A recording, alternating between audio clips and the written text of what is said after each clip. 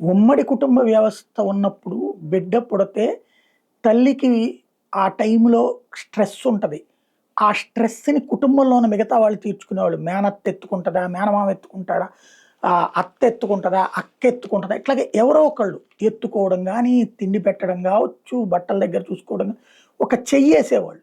కానీ ఇది మా వ్యక్తిగత ప్రైవసీ కోల్పోతున్నాం అన్నటువంటి పేరుతో ఇంకొకటి ఆహ్, వ్యక్తి కుటుంబాలొచ్చేసి, ఈ వ్యక్తి కుటుంబాలలో వ్యక్తులుగా అవుతున్నారు.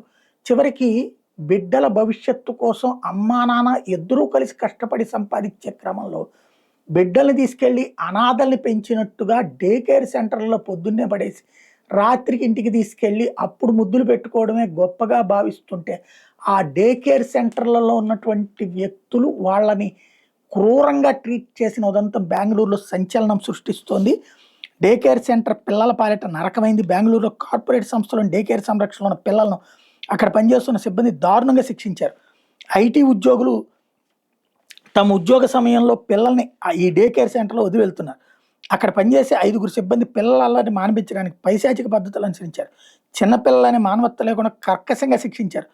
పిల్లలు ఏడ్చినప్పుడు ఫ్రంట్ లోడింగ్ వాషింగ్ మెషిన్ నుంచి తలుపు మూసేసిపోయి పెట్టారు. వెస్టర్న్ స్టైల్ టాయిలెట్ మీద కూర్చోబెట్టి హై ప్రెషర్ జెట్‌తో నోట్లో నీళ్లు కొట్టడం, చీకటి బాత్రూమ్‌లో బంధించడం లాంటివి చేశారు. ఫ్రెంచ్ బహుళజాతి సంస్థ క్యాప్‌జెమిని బెంగుళూరు క్యాంపస్‌లో నడుస్తున్న డే కేర్‌లో బయటకొచ్చినటువంటి వీడియోలు ఇప్పుడు తల్లిదండ్రులు తీవ్ర ఆగ్రహం రేకెత్తించాయి. వాళ్ళ ఫిర్యాదు మేరకు పోలీసులు 5గురు మహిళల మీద ఎఫ్ఐఆర్ నమోదు చేసి దర్యాప్తు ప్రారంభించారు. ఫిర్యాదుదారులు డే కేర్ సిబ్బంది ఇతర సాక్షుల నుంచి వాంగ్మూలాలు సేకరిస్తున్నారు. పోలీసులు ఫుటేజ్‌ను కూడా ధృవీకరించారు. సంఘటన క్రమాన్ని పరిశీలిస్తున్నారు. ఆ డే కేర్ సెంటర్‌లో ఇట్లాంటి వేధింపులు చాలా కాలంగా జరుగుతున్నాయట.